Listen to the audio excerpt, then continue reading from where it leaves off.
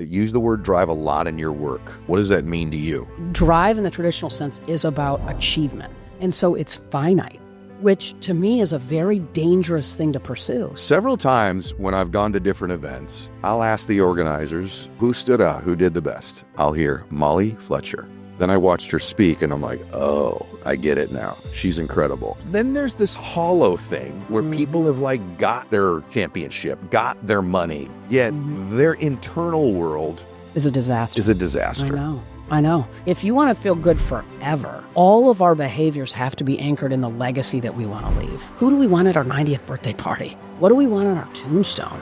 The rarest thing in life is sustained success. It's rare to become a champion. It's really rare to repeat. What are some of those keys? What I would encourage people to do is the ones who stayed, built legacies, and changed their families forever. What did they do different than the other ones? Because everyone's talented. They don't focus on the outcome, which they're more worried about waking up every day and finding ways to get just a little bit better. They didn't rely on talent. And that's one of the things I often tell parents is to not tell your children, oh, you're so gifted. You're just a natural, because you know what? Then Johnny thinks that's enough, and it's not enough. Is there a lesson or a strategy in the book that you want to kind of gift the audience with? I think if anything, it would be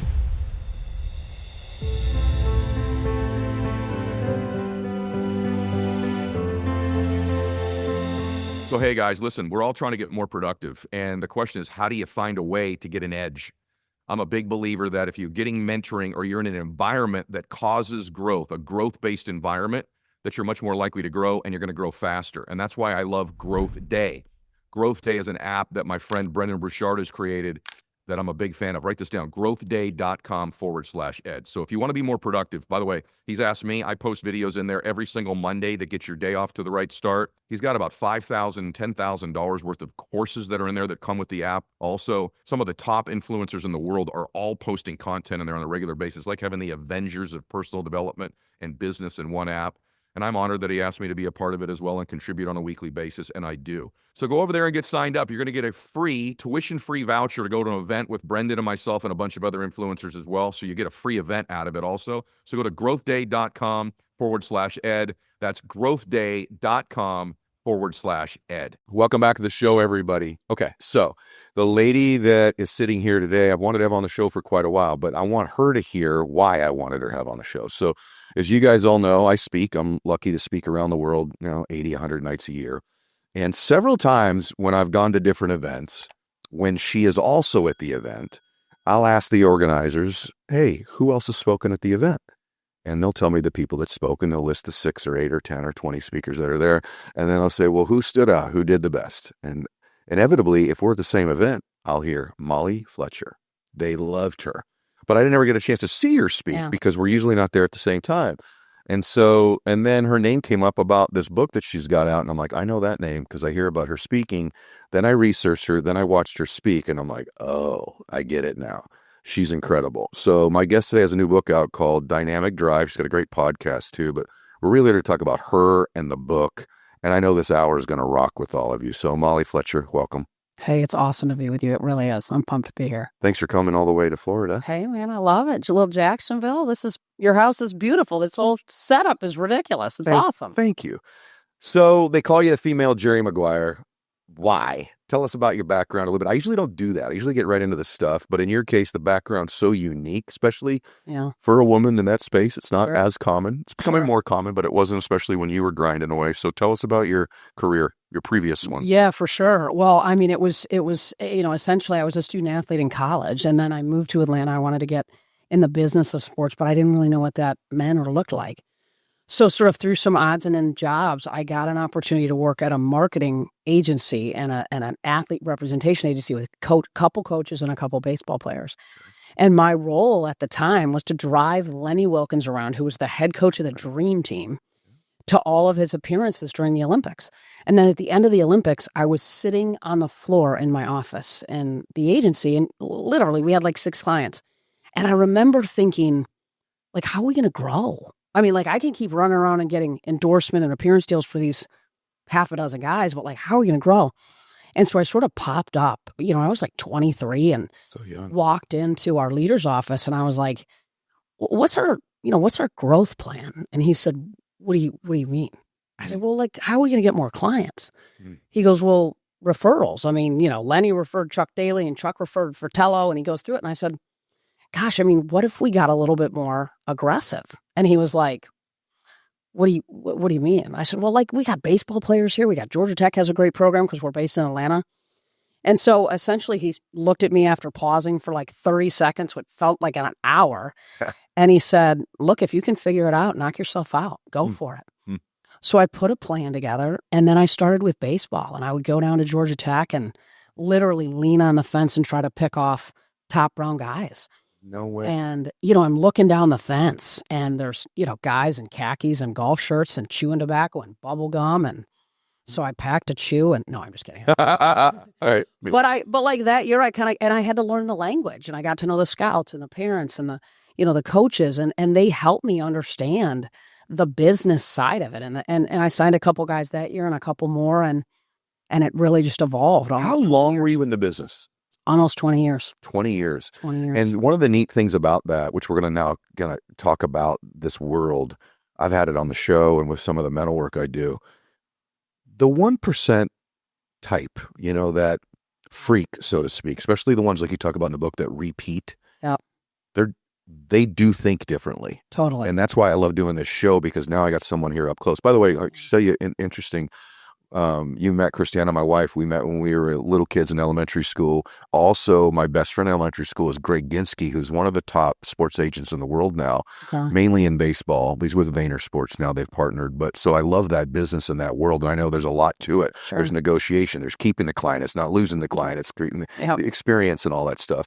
But in general, like that world of the top of the top, what is different about how they think in your mind? I know there's a lot different, but what first comes to your mind when I say that about the peak performers? I mean, I think what's really interesting is they don't focus on achievement. They don't focus on the outcome, which people think, well, that's totally weird, Molly. You're telling me these guys wake up every day and gals, and they don't talk about winning and focus on winning. And yes, they have that sort of concept. That is certainly the North Star, but they're more worried about waking up every day and finding ways to get just a little bit better. They're curious about it. They want feedback. They're adaptable. They're resilient. They're ridiculously disciplined. The ones that do it over and over again. I mean, there's a really big difference between getting to the big leagues for a cup of coffee. That's right.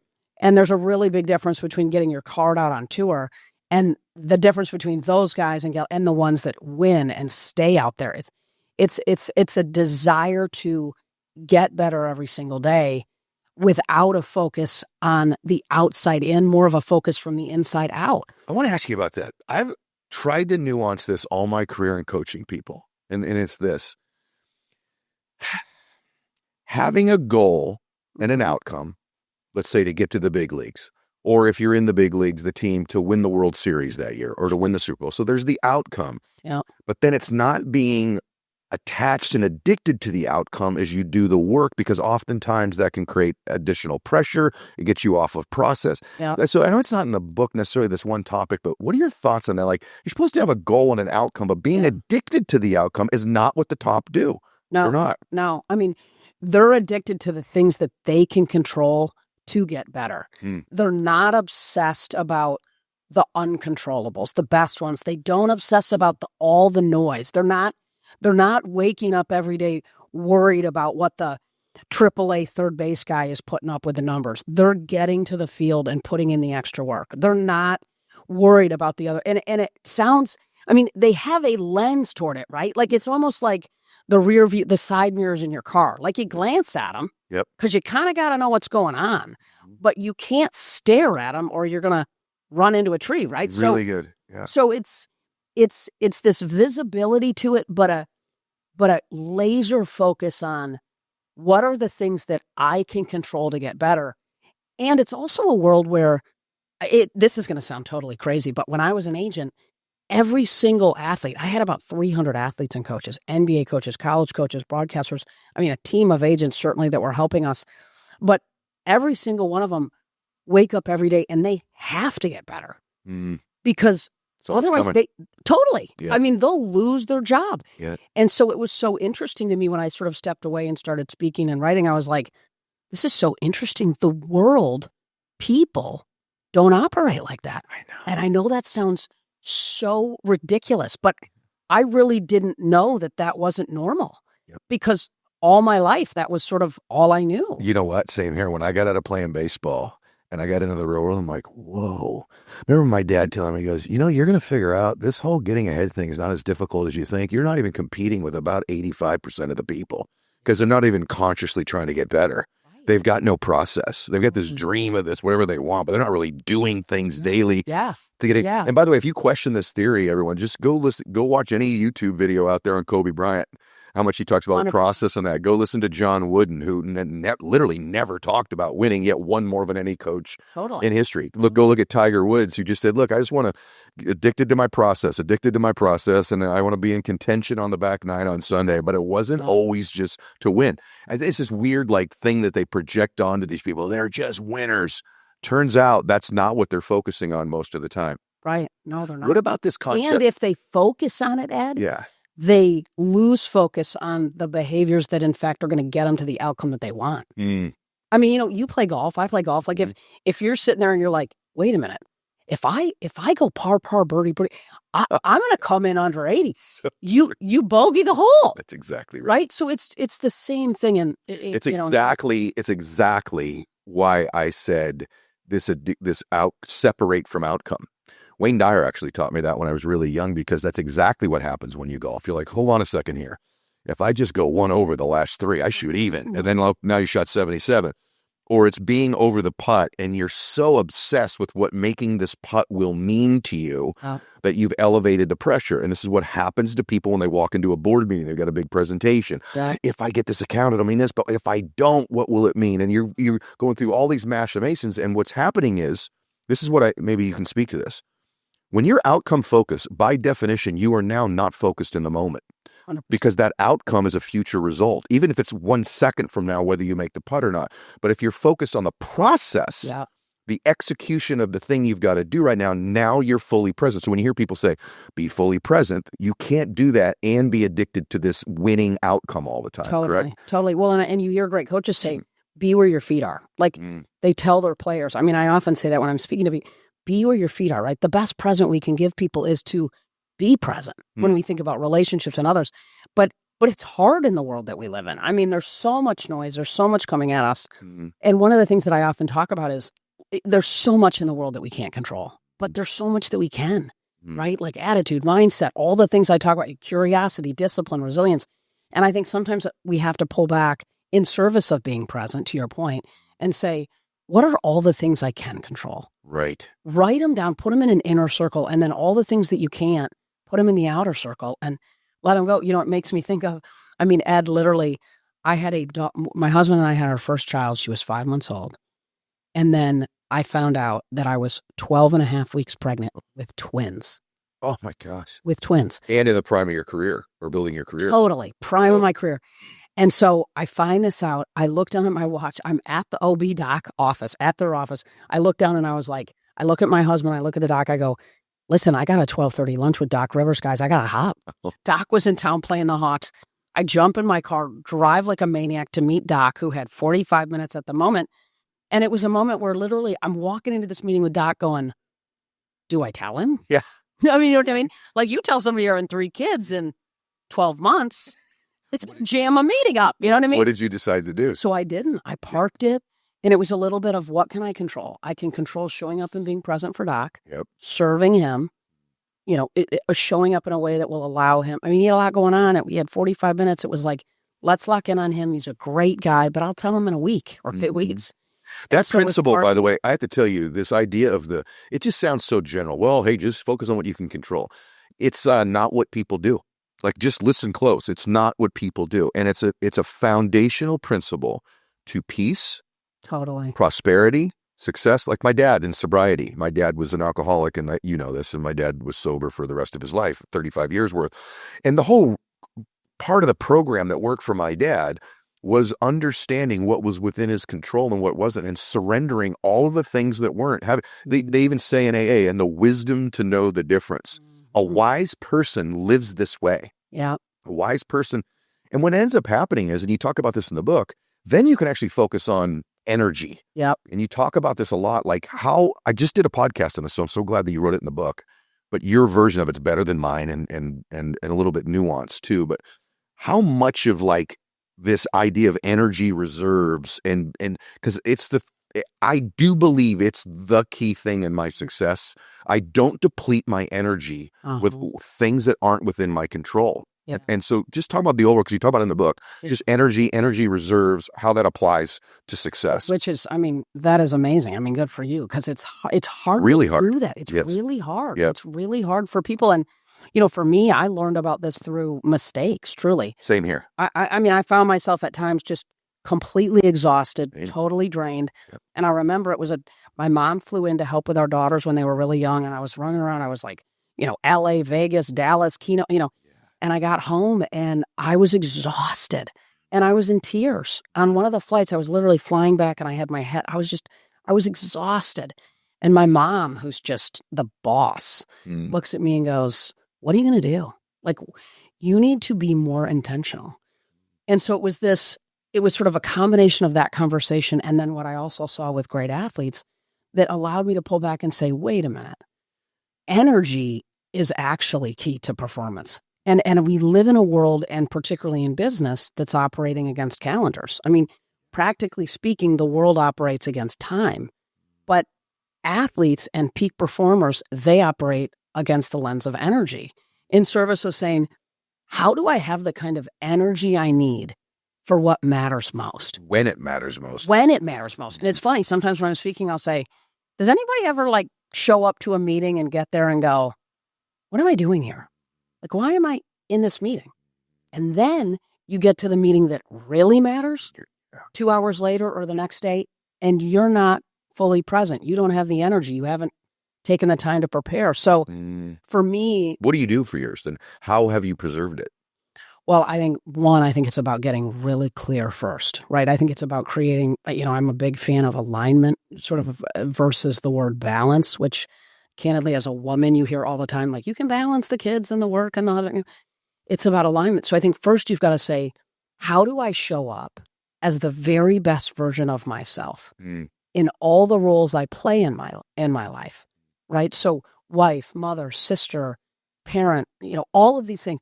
How do I show up as the best version of myself in all those roles? And then pull back and say, physically, mentally, emotionally, relationally, and spiritually in all those roles. And then identify what that looks like. And I mean, this may sound like a little bit intense, but I think you literally can pull back and create a spreadsheet, essentially, of all your roles, the best version of yourself in all those roles. And then I think you've got to say, okay, now I have the lens for yes and no. Yeah. And then the byproduct of that is alignment into your core values, your mission, your purpose, the legacy you want to leave. Because I think what happens so often, sadly, is, you know, you ask people who are running around and they're busy and they're just hammering it. And you go, I asked this to a friend of mine the other day. She was just grinding and tired. And I said, what are you chasing? Yeah. She goes, what are you talking about? She's got this big job. And I said, what do you mean? I said, what are you chasing? I mean, are you trying to get another house? I mean, what is it? Yeah. And she goes, what the hell kind of question is that? It's the most important question. Totally. Yeah. And so for me, saying, what am I going to say yes and no to? And then having the energy for those things. And, you know, this was me making a lot of mistakes. And again, my mom looking at me when our girls were young and said, somebody's going to raise those girls. And I hope it's you. Oh my gosh. Whoa. And she's my idol. Yeah. I was like, whoa, I got to get clarity. You know, it's, I said I'm good at that, but as we're talking, I go through phases where I am. And the question of like, what are you chasing? What are you getting? Mm-hmm. You know, most people, and true with me too, I don't even know. I just know like I'm a grinder. Yeah. And I'm after it, and I'm not going to get outworked. And Brendan Bouchard and I were talking about this today. Like, so many people are just white knuckling it through their entire life, and I don't even think they remember why. Yeah. It's what they know. It may not be what they're even running towards. I think oftentimes people are running from something That's too. a really good way to say it. You know, like Totally. you're just going to keep running from whatever's bugging me, whatever's in my past, whatever I don't want to be anymore. Right. But I don't even know what I'm running to. Right. And I remember this may be too personal, but I won't say their names. I think I said it on a show recently and I shouldn't have. But I remember when my godfather and my uncle, who I look like, passed at 48. Still don't know really what he died from, but 48's too young. And I was at his funeral, and so I must have been, I'm going to make it up, I bet I was 21 at that funeral, something like that, maybe 20. And I remember his little boy got up there, my cousin. He was probably 8 or 9. He had this little boy voice still. You know, he hadn't had puberty yet. And he goes, my daddy worked so hard, I think he worked himself right into heaven. And I've never forgotten him saying that at that time.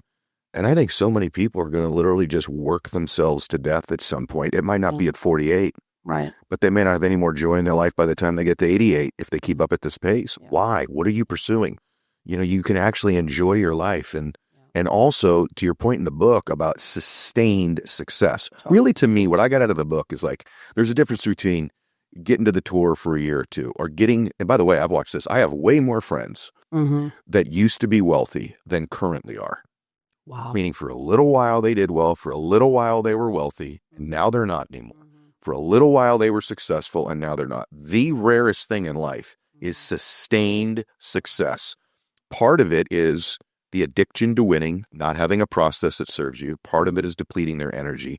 But then the other parts of it are what you have in the book. So what are some of the keys that we've not talked about to sustaining a success? Because you've been around, like you talked about, you know, Lenny. I mean, I got stuck in an elevator actually with him in Atlanta one time. What a nice man, by the way, right? Guy. Just a wonderful man, a great player and a great coach. And but he sustained success for a very, very long time. Yeah. I look at the teams that I look at someone like Mike Tyson, who repeated as heavyweight champion for a very long time. Yeah. This is what's rare. It's rare to become a champion. It's really rare to repeat. Totally. What are some of those keys? Yeah. I mean, when I think about sustained success and to your question, and to put a little bow on the energy piece, which is one of the keys in the book, what I would encourage people to do is look at your schedule through the lens of energy. And so one of the things I love to tell people to do, pull back and say, what are the things that give you energy that take under 30 minutes? That give you energy physically, mentally, emotionally, relationally, under 30 minutes. And then what are the things that give you energy over 30 minutes? Because what you hear a lot is, oh, well, I got spring break in a month. I got Christmas break. I got the weekend. It's like, no, that's not sustainable though, right? So we want to make sure that we're inserting, micro breaks throughout the day. We're inserting the things that are truly integral to us feeling our best. What are those things? I mean, for me, I have to protect workouts, all that, sauna, cold plunges, like time with my girls, my husband, my parents, all that stuff. So I would just encourage people, because we live in a world that operates against schedules. Let's stay on that for a second. I want to stay on that one point. You know what I used to do? I used to fit those things in around my other stuff. Now I schedule those first. Do you do that? Totally. Okay. Yeah, I didn't always. Me either. I did it after I'm like, I'll get it in. And then I didn't always get it in. Right. And I think if you don't decide where you put your energy, then everybody else will. Ooh. Right? I mean, good. If you don't decide where you put your energy, the world will. Everybody else will. Yeah, very good. And, I don't think we should give that. That is a precious resource to outsource. So, hey, guys, I want to jump in here for a second and talk about change and growth. And, by the way, it's no secret how people get ahead in life or how they grow. And also taking a look at the future. If you want to change your future, you got to change the things you're doing. If you continue to do the same things, you're probably going to produce the same results.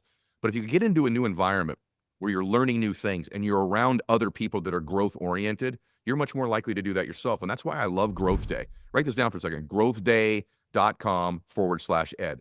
My friend Brendan Bouchard has created the most incredible personal development and business app that I've ever seen in my life. Everything from goal setting software to personal accountability, journaling, courses, thousands of dollars worth of courses in there as well. I create content in there on Mondays where I contribute, as do a whole bunch of other influencers, like the Avengers of influencers and business minds in there. It's the Netflix for high achievers or people that want to be high achievers. So go check it out. My friend Brennan's made it very affordable, very easy to get involved. Go to growthday.com/ed. That's growthday.com/ed. It's no secret on the show, I've been talking now for a few years. I'm sort of obsessed with sleep. And the reason I'm obsessed with sleep is it affects your HRV, which is one of the most important health metrics in the world, but also life longevity. About every anti-aging expert I've had on says the number one thing that will be a determinant in the longevity of your life in their mind is sleep. Plus, it affects your energy level, your cognition, fat burning, you name it. And now I have found Helix, which has helped me tremendously. The number one thing that was affecting my sleep was my back pain, and I wasn't sleeping through the night. I was getting too hot at night, can't dial the temperature in the room. And so Helix has changed all of that. If you check out Helix, I think you'll agree with me that your sleep is going to improve. Best mattress on the planet with all of the bells and whistles attached to it. It's designed for your sleep. Go to helixsleep.com/ed for 27% off site-wide. That's helixsleep.com/ed for 27% off site-wide. helixsleep.com/ed. The other precious resource, though, is building experience towards success. The reason I'm shifting to this is, by the way, she went to Michigan State. See, I do my research. And when you got out of school, your dad had all these personal development books all around all the time, right? I'm going to let you tell the story, but I think the punchline of the story is most profound. By the way, and I never got a chance to meet Zig, but would you tell him the story about, because one of the reasons I wanted you on is that I want people in the personal development and business space who have actually accomplished something and now they're teaching it. And one of my concerns about the space, and I think everyone can help someone, but there's a lot of people have entered this space, and I'm like, what did they do before this? And you know what I'm saying? And so you were one of the real ones in the fact that you had this extended career in a very difficult industry that was also male dominated. And kind of Zig Ziglar, if you guys don't know who Zig is, he's one of the Mount Rushmores of motivation, personal development, business spaces, is Zig Ziglar. Tell him the story. He said, well, I mean, it was awesome. I mean, my dad was a pharmaceutical sales rep, and so his office was in the basement of our house. And when I have two older brothers who literally treated me like a little brother, not a little sister. So when they weren't beating up, pounding on me or had my head in the toilet or whatever was happening, I mean, it was brutal. I would go down to my dad's office, and on the corner of his desk were these Zig Ziglar books, and there was this stack of them. And, I'd go down and see him, and I'd start to notice this stack of books by Zig, See You at the Top, right? Like Born to Win, Secrets of Closing a Sale. And I would pick them up and read them from time to time. And I wasn't even really a big reader, but I started reading them, and I thought, this is so interesting. And this was probably in middle school, early high school. And I thought, wow, you can take in information, you can take content in, and it can change the way you do what you do. It can change the way you show up in the world and do what you do. And I thought, this is super cool. And we would listen to the tapes on my way. I played tennis at Michigan State. When I played junior tennis, we'd throw them in and listen to the cassette tape in the car. He was so good. Oh my gosh. So then I was like, man, I want to meet him. I got to meet this guy. I mean, I think, and I literally thought I want to do what he does at one day. And so I start blowing him up. I mean, letters, postcards, phone call. I mean, just completely hammering him until he agreed to give me 20 minutes. And I flew to Dallas and met with him. And, I tell this story often on stage. And I mean, he was so humble, so kind. I mean, to take 20 minutes for a schlep at 21 years old. And he looked at me and he said, Molly, here's what I would tell you. Go do something. Just go do something. And then maybe you can go talk about it. Yes. And, it was underwhelming at some level, right? Sure. Deflating a little bit. I'm like, I spent $200. I worked hard for that $200 to buy a ticket to come here. Yeah. And you told me to go do something. But, he was right. Yeah, he was. I mean, right? And that's, it's about taking action. I mean, that's one of the things too. And I talk about his confidence comes through action. We can't sit in a corner and just talk get ourselves confident. into it, right? Right. With all the athletes that I work with, I mean, like us speaking, you get more confident and more comfortable the more you do it, the more reps you get. Yes. Did you, by the way, I really believe that. I believe that's great advice. When you would observe these athletes, coaches, they're in a different stage of their career. And I know you work with a lot of coaches too. And then I'll ask you a coach question in a minute. But when you observe the really great, so you have to understand this, everybody, with athletics. The idea of ever getting to play Division I sports is so small, it's unbelievable. Then the idea of getting from there and getting to any level of professional sports is ridiculously minuscule. I mean, like, you're talking about everyone was the best player in their town. Everyone was. Yeah. And then when you get there, what's blown my mind as I've gone to speak to professional sports teams over the years is how many of the guys get there and don't take their lives and career seriously. 100%. There's a huge difference in the NBA between certain players and others. You would think, they're all the same coaches. They all the same trainers. The same speaker came in and talked to the team. Yet there's a huge difference at that level. There's a huge difference in MLB. There's a huge difference in the NFL. The ones who stayed and built legacies and changed their families forever, what did they do different than the other ones? Because everyone's talented. So what was it? Were they earlier? Were they later? Were they more specific in their training? Like what was that? Well, it's interesting. You use the word talent, and they didn't rely on talent. They didn't rely on the talent because, to your point, everybody that gets drafted, everybody, they're all talented. And that's one of the things I often tell parents is to not tell your children, oh, you're so gifted. You're so talented. You're just a natural, because you know what? Then Johnny thinks that's enough. And it's not enough to do it where Johnny might want to go do it. So they don't rely on talent. And to me, they unpack, they're curious. They welcome obstacles.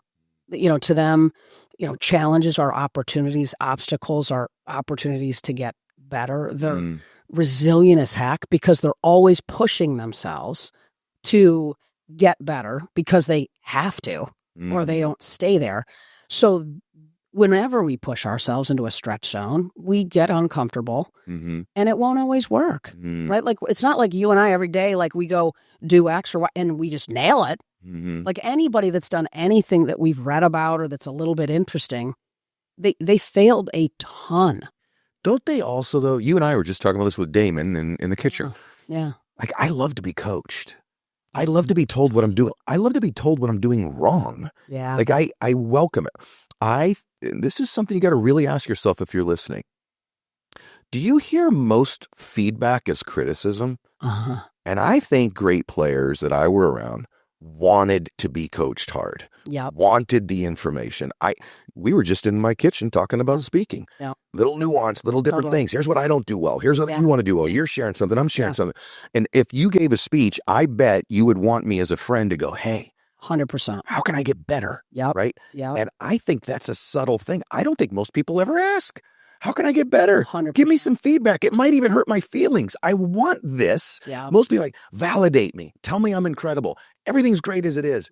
I'm amazing just as me. Like that's the whole message in personal room right now. Right. Is that one of the elements? I mean, they're curious. That's in the book, They're curious. They really want to know because you speak and people go, that was amazing. Correct. It's like, dude, no, I want my husband in the back of the house who's going to go, hey, listen, you jammed that up. You should have done this or you should have. That's what you want. And you need, we all need sort of that personal board of directors that has no agenda but for us to get better. And I think to your point, they look at the, great athletes, high performers in any industry, they view no as feedback, not as a dead end or a blocker. In fact, I heard somebody say this. I thought this was cool. When they hear no, first they assume it's right. Interesting. So in other words, like when you get tough feedback, often, we have a natural tendency to get a little maybe defensive, right? Yep. And that's where I think you turn defensiveness to curiosity. So good.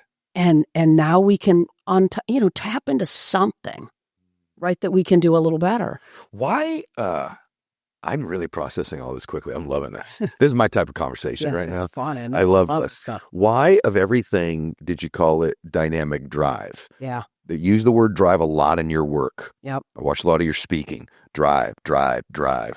What is it, number one? And why is that the centerpiece of the book? But drive, that could be a general term. What does that mean to you? Well, the reason dynamic drive, drive in the traditional sense, the word, like if you look it up in Webster, it's to pursue an outcome. Drive in the traditional sense is about achievement. And so it's finite. Mhm. which to me is a very dangerous thing to pursue, something that in fact is finite. And so the opposite of dynamic drive, in fact, is complacency, because the prime time to become complacent in life, ironically, is after you've achieved. Because hey, listen, but when you see the best coaches in the world, or they win a national championship or a world champion, they're on the phone grinding the next morning trying to get another guy on the team or another gal on the team. That's right. And we live in a dynamic world that's ever changing. And so dynamic drive is, the thing that I think is so critical for people to know is that it isn't reserved for elite athletes. Like, it isn't something that people are born with. It isn't some kind of a special, DNA spark that these other people have, that we all have access to this. We all have access to all of this. And what makes it a little bit different, I think, is that when we anchor it with purpose, so the red thread through all of the 7 keys is this anchor around what is our mission? What is our purpose? Because we know that when we're pursuing better, it's going to get hard. Yeah. It's going to get harder. We're going to have speed bumps, and we're going to get no, and we're going to fail sometimes, and we're going to wonder. But if we know why, and it's anchored in something that is in our soul, man, they're just speed bumps that you drive right over and through. Yeah, it's got to be bigger than that bump. 100%. It's so interesting you say that, because here's the real. I'm loving that we're having a real deal today. The greatest killer of drive is achievement, ironically, in most people. It's the actual achievement. If you're listening to this, you had a little bit of success. Are you like literally as starving, crazy driven, dynamically driven as you really were when you were totally broke? Right. As when you got a little bit of success, or you got that promotion, or now you got a house, or now you're making 6 figures, or now you're making 7 figures, or now you're this. And the psychos of life, the great ones of life, somehow when they start getting fed some of this success, they're more driven almost. It's not some slow asphyxiation, inoculation to who they used to be. Right. And then they lose themselves in this success. Golf's such a great analogy for that for me, because I watched different people win majors. And you can tell certain golfers, when they win that first big major, they literally think their life is made. They go on like a 9-week party tour. They don't make a cut the next 9 weeks. Totally. They're on late night talk shows. They get out of shape over the next 2 or 3 years. They put on 25 pounds. I have a very good friend who won the PGA championship. I'm not going to say his name.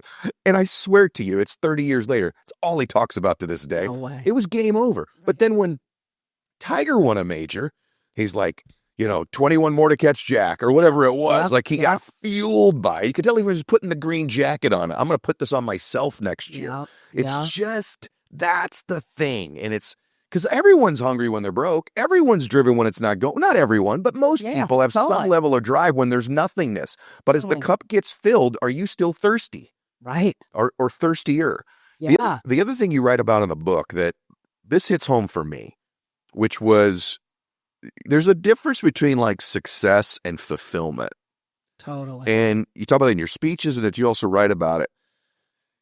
What to you, what does that mean? Like, what is the difference? Because there's this hollow thing where people have like got their championship, got their money, got their house, got their trophy, got their title, yet their internal world is a disaster. I know. Yeah. And I think that is inherently this pursuit of a goal and attaching deeply to the traditional definition of drive, and attaching deeply to something that is external versus internal. And if we're chasing something outside, or something candidly material, and we think that's going to fill us up, if you want to feel good for, an hour, go eat a hamburger. You know what I mean? But if you want to feel good forever, then all of our behaviors have to be anchored in the legacy that we want to leave, and who we want to make an impact with. Who do we want at our 90th birthday party? What do we want on our tombstone? Right? Like, that to me is such a critical thing to live in fulfillment versus success. I mean, you and I both know, and I think that was one of the things that I became so passionate about, is seeing people achieve and achieve and achieve. And they were so alone. Yeah. And it breaks my heart. And I just don't want people, it makes me emotional. I don't want people to live like that. I see that. It's just, it's not. Have you been good about it? You've been successful at least 2 careers. Hard ones to be successful in too. The speaking space, like I said, you're tremendous. And that is not easy to get into. And I hate to do a gender thing, but it's probably harder for a woman too, right? And then in the sports world, definitely more difficult for a woman. Any unique things, because my audience is about 50-50. Okay. Any unique things that you would say to women when it comes to business or success or achievement or navigating these worlds? For women, to me, it is different. And I really do appreciate you asking this question. Because for me, I was told, I had 3 kids in 12 months. Gosh. And so when that happened, and I had a team of agents, everybody was like, hey, listen, you got it. Like, you can balance it all. You can balance. So that was what I tried to do. I tried to nail being a great wife, nail being a great mom, take care of all the clients that I had, the team of agents, make sure I'm calling my aging parents every day. I'm super connected to my brothers, connected with them, my girlfriends from college. And when you pull back and think about that, it is such a nebulous, unattainable, ridiculous pursuit. Like, you're going to lay in bed every night and just the teeter-totter's going to be perfectly level. Right. So for me, we've been told the wrong pursuit. That is not what we're chasing. In fact, I think to pursue anything in life wholeheartedly and do it at a level that, is remarkably passion-based, purpose-centered, you will be out of balance. That's right. You will be. Yeah. So to me, it's about intentionality and alignment. And so what I always encourage, men and women to do, but certainly women that are, that want to thrive in their professional careers, but not at the risk of compromising their health, their most important relationships, even their sleep, their nutrition, all of those things. But they want to be able to do both. And you can. You can, but it requires alignment. You've used that word 3 times. What does that mean to you? Alignment? Yeah. So one of the things I love to have people do is to pull back and say, what are the most important things in your life? Okay. Right? So what are those things? Personally, professionally, and physically, all that. And then, so you've identified this list of things. And then pull back and say, on a scale of 1 to 10, how am I doing? Or how am I doing? How am I doing on my workouts? How am I doing on being a spouse or whatever, a daughter, all of these different roles, a leader? How am I doing? And rate them. And then when you see the gap and you say, okay, they're all a 10 because they're important to me. I'm a 5 on something. I'm a 6 on something. I'm a 4 on something. I got a gap. I got to get aligned. So to me, then you identify what that gap is and pull back and say, okay, how do I realign that? Good. And the truth is that was when I came home from that trip and I was in tears with my mom. Someone's going to raise your kids. I hope it's you. Right. And that was when I went, okay, I'm out of alignment essentially. Got it. And so I've got to now look at my schedule, look at the things that are most important to me.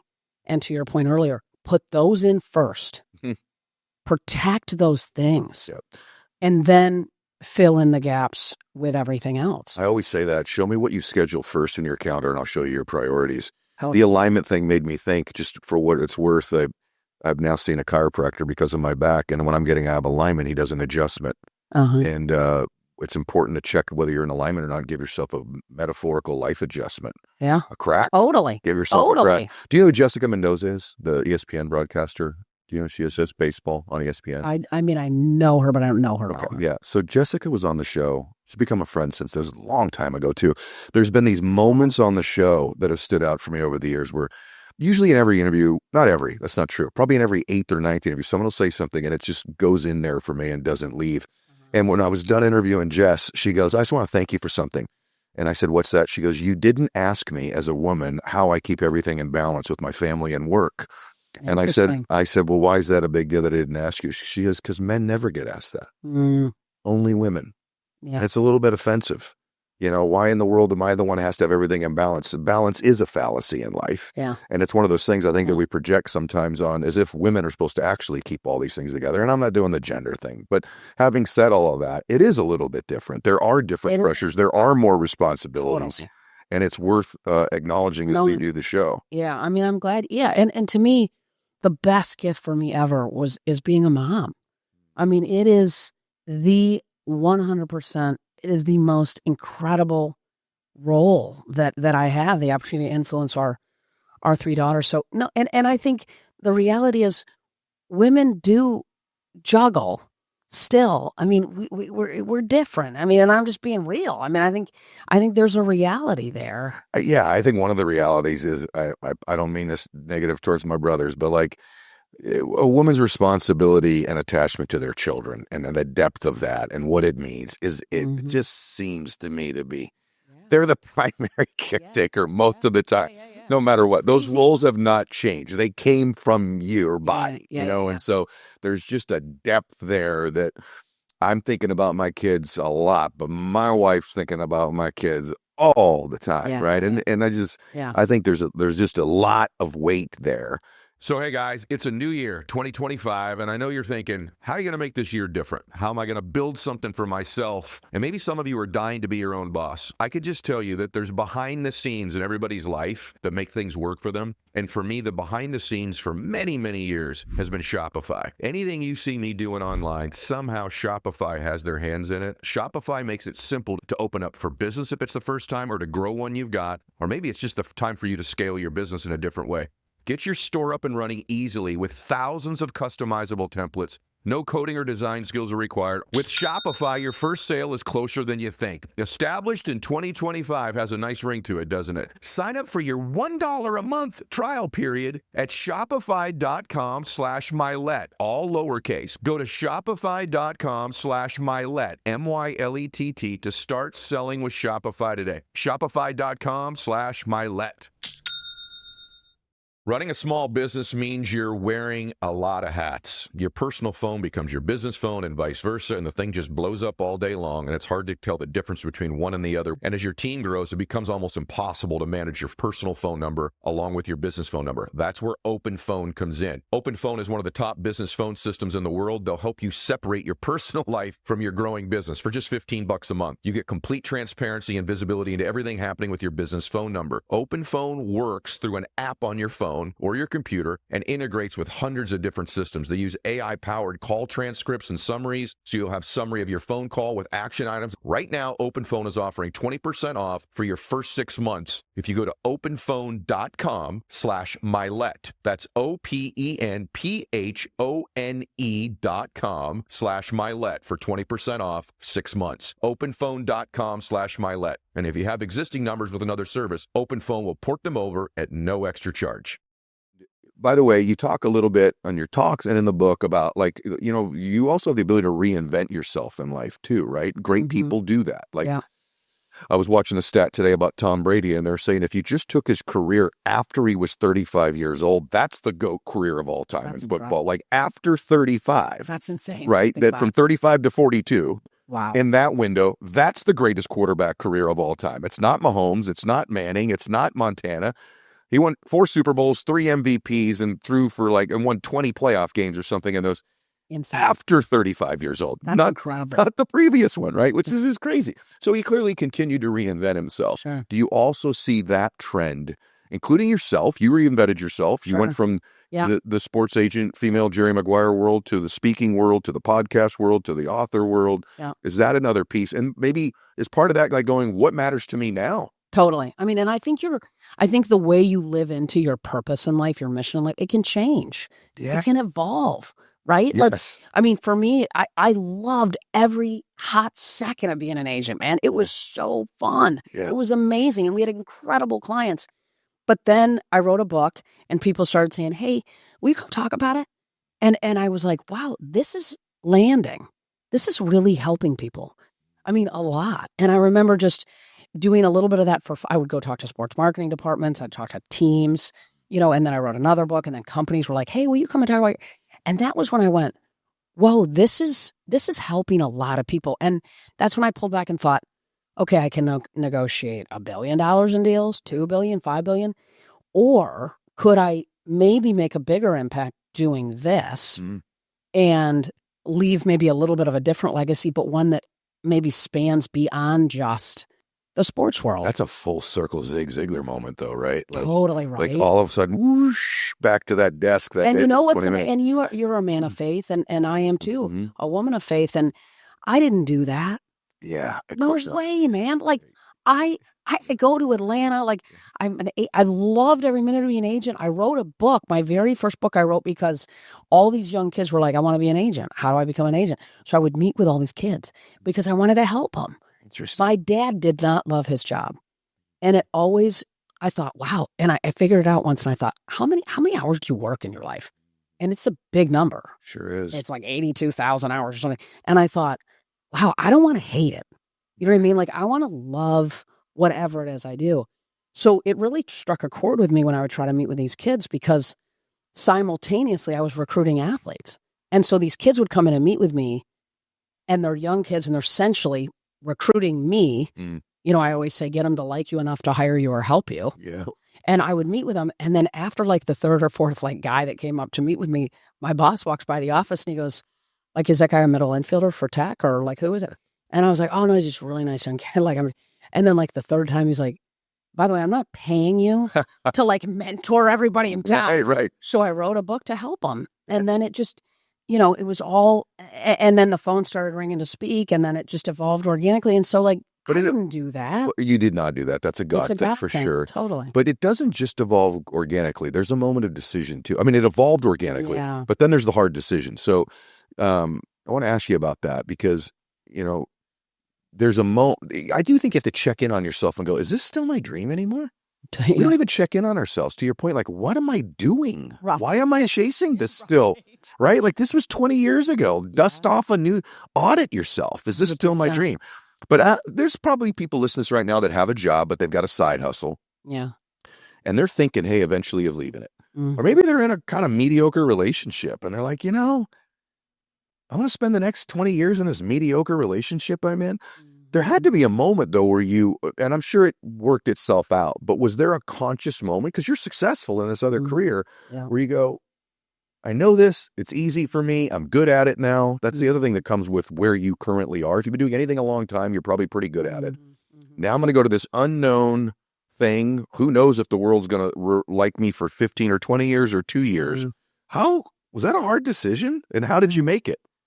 Yeah, I mean, it's interesting. I mean, yes, I mean, it certainly was. And, you know, it's funny, my husband will say now, like, I mean, I thought she was going to just do this for a couple of years and then figure it all out. But, you know, the truth is, Ed, what I had started to speak and I had really felt like, man, this is helping a lot of people. This is really cool. This is filling me up more. There you go. And I also felt like I knew how to recruit players and coaches. I sort of knew what that looked like. And it was not as challenging to me as it had been. But the truth is, I tell the story in the book, and it was sort of a last minute decision. It was an evening, and we thought, well, let's all go to a Braves game. And so, you know, whenever a team was coming in town to play, and I had a player on another team, and obviously we had guys on the Braves, we're based in Atlanta, I would always try to go to those games because I could knock out see a couple guys at the same time. So, long story short, we're sitting on the third base line. And we're all in a row, and we had a couple friends with us, and our girls were probably 6, and 7. And it's the bottom of the 6th inning, and a player gets up to bat, and he sprays a foul ball that's probably going 110 miles an hour, and it hits one of my twins in the front of her head. Oh my gosh! In the front right side of her head. I've never actually told this story before, but it hit her in the head, and we had, you know, it was where they were coming down and bringing us hot dogs and Cokes, and I mean, the ball was going 110 miles an hour. I mean, Chipper Jones was playing third base. He said, Molly, nobody could have made that. I wouldn't have made that play. So it hits her in the head, and I look over at my husband, and he looks at me like, this is bad. Like, this is not good, because I had not seen it. I had turned. And so we scoop her up, and emergency brain surgery, 5 hours, depressed skull, bone fragments all throughout her brain. Oh, my gosh. And we had this miraculous doctor, Children's Healthcare of Atlanta, who I am forever. And again, a God wink. 6 months prior to that, I had joined the board of CHOA. Oh. So they do this unbelievable, you know, surgery, pull out brain, you know, bone fragments in the brain, 9 plates in her skull. They wheel her back at like 5 a.m. to a room, and I'm there, and the doc comes in the next morning and he said, look, this is really bad. I mean, like her brain is going to swell for sure. He's like, you don't get hit with a fastball like this. And then like 5 hours later, he comes back and, she's got gauze all over her. He comes back and he said, it's not swelling yet, but it's gonna, this is just it will. And then like the next day, he's like, this is incredible. It's not swelling. Like this is, and she certainly, there's definitely, it was absolutely challenging, no question about it. But, she is a highly functioning, Good. just thriving young woman who, God protected, no question about it. But I share that story in the book in part because I don't, the irony at some level isn't lost on the fact that a sports agent daughter gets hit in the head with a baseball. And 3 months later, I left the business. Did. And so I often say, like, I almost wonder, right? Like, it was like, what do I need to do to tell you to go do this other thing? Do I need to do all of this? Sounds terrible. I'm going to hit your daughter over the head with this. What do I need to do? Wow. And she's okay. Yeah, she's unbelievable. She's just incredible. She's a total miracle. That's a great story. But, so was it a hard decision? It had started to build, and I was feeling more clarity to step away and do that. And then that happened. And, it was almost like, I don't know what else I need to do to tell you to step away and go do this. And I'm just, obviously, it's like most change in life, you sort of pull back and go, God, I wish I had done it sooner. Yeah. You pull back and go, God, I wish I had what's to like have done it earlier. Yeah. Because I probably should have. It's all worked out, though. You've made such a difference with your speaking. By the way, with the book, too. By the way, it's called Dynamic Drive. You guys should go get it. Let me ask you one last question. I'm just going to leave this one open. I usually don't finish interviews this way. But there's a lot in the book we didn't get a chance to cover. Is there a lesson or a strategy in the book that you want to kind of gift the audience with, or a thought that I didn't ask you about that is left in the book? There's stuff in there on negotiation, which I found fascinating too. But like, what would you leave us with? I think if anything, it would be take action, right? Like go, it's like Zig said to me, go do something. Because I think, confidence comes from action. And, I remember when I was on the beach in northern Michigan, where I grew up as a kid, we would go up there and I asked my mom that question. I said, Mom, like if I could instill one thing in these girls as they grow up, like what would you say is really critical? And she said, confidence. And that's literally the seventh key in the book. In other words, confidence is so critical to having the courage to step into change, to having the courage to ask questions, to having the ability to take feedback, to hear no and keep going, to be resilient. It takes confidence to do things that are maybe a little bit different than everybody else, which sometimes shows up like discipline. So I would encourage people to step in and take action. Yeah. And that's how we can unlock the spark that's inside of everybody. That isn't just for great athletes. It's inside of every single person that's listening to this podcast. And it isn't reserved for elite athletes and coaches. It's in all of us. And my mission in life is to help everybody spark it. You did it today. By the way, I think that was probably a critical thing I should have asked you about earlier, but this is for everybody. It's not just for these people you see on TV. That's how they got on TV, is because they do these things that are in the book. So go get Dynamic Drive. You guys, Molly, this was really good. Like really, really good. I like when the conversations are easy and they flow. Someone knows what they talk about. They know what they believe in and they know how to talk about it. It makes the show really easy to do. And there was some stuff in there for me today just on evaluating what your dream is currently. That's making my mind turn a little bit, even as I'm talking to you right now. So that's cool. Thank you. Thank you so much. So fun. So good, guys. All right. Hey, listen, we talked about her book. Make sure you get on the email list. I keep telling me to remind you guys of this because you can get the programs earlier. edmylett.com. Let's go put your name in there. Share this episode. Fastest growing show on the planet in this sector for a reason. God bless you. Max out.